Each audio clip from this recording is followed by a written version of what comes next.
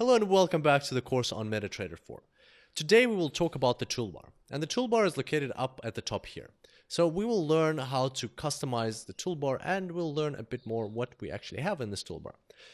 So in reality there's actually 4 toolbars here, and you can tell by this little kind of a rough patch at the start of each one of them that they're separate. So I can move each one. Let me right click and I will uncheck auto arrange, and I can move them around. So there you go, you can see that there's 4 of them. And also if you go to view toolbars, you will see the names: standard, charts, line studies, and time frames. So this is the standard one, this one over here, that's called the standard toolbar.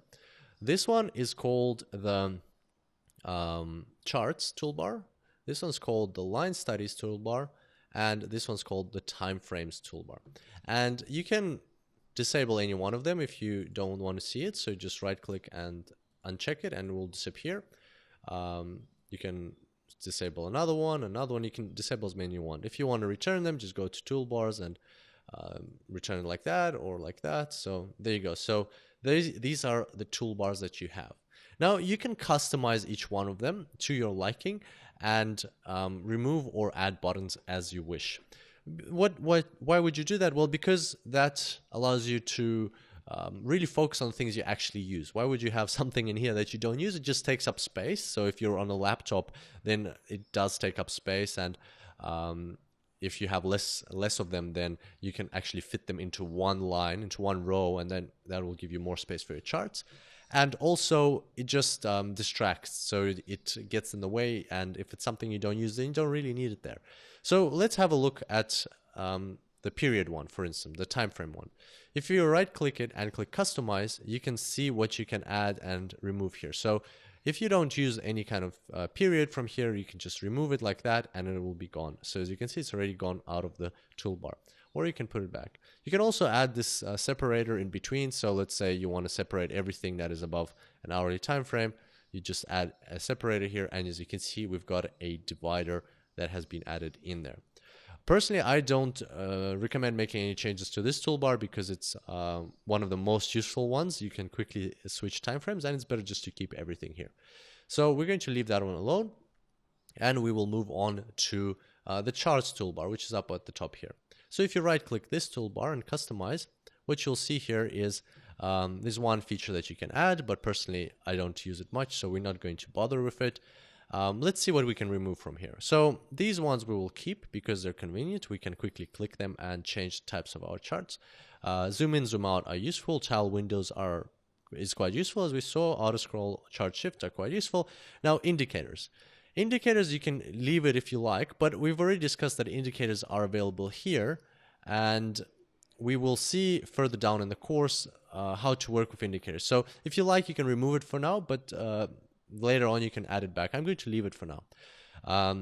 Templates, we've worked with templates and they're quite powerful. We use templates through right-clicking our charts and access them that way. How this button works is it does the same thing. So you basically select the chart you want to add a template to, and you select your template, it'll be added to that chart. So maybe keep that button. But now what does this button do? Periods. If you click this drop down and you select a period, it will change the period of your chart. But we already know that we can do it through this toolbar over here. So this button is completely redundant in my view. So you either keep this button or you keep this toolbar. Personally, I prefer the toolbar, so I'm going to get rid of this button. Let me show you how to do that. If I go to customize and find this button and I just put it in here, it's gone. Close, there we go. So we saved some space, we removed one button. All right, so you can do the same process for each one of these toolbars. Let's quickly look at the remaining 2 so we know what is available there. If we go into customize for the standard toolbar, you'll see some options that are practically never used, so we won't be adding them in. The only one that we might consider is options, but I'll show you how to get into options later on through the standard menu. And here what we have is we've got the new chart. So if you want to add a chart, normally I right click the market watch and I add a chart from there. So realistically I never use this button. I'm going to remove it. Profiles are useful, so this is another way to access profiles. Let's keep that. Then you've got the 5 buttons that are associated with the 5 different windows in MetaTrader 4. and we've already used these buttons before, so we'll leave them here. New order, meta editor, and auto trading, I would leave all of those as well. And finally, the line tools. Let's go to customize, and what you'll see here are the cursor, the hair, crosshair that we've used, vertical line, horizontal line, trend line. We'll learn how to work with all of them.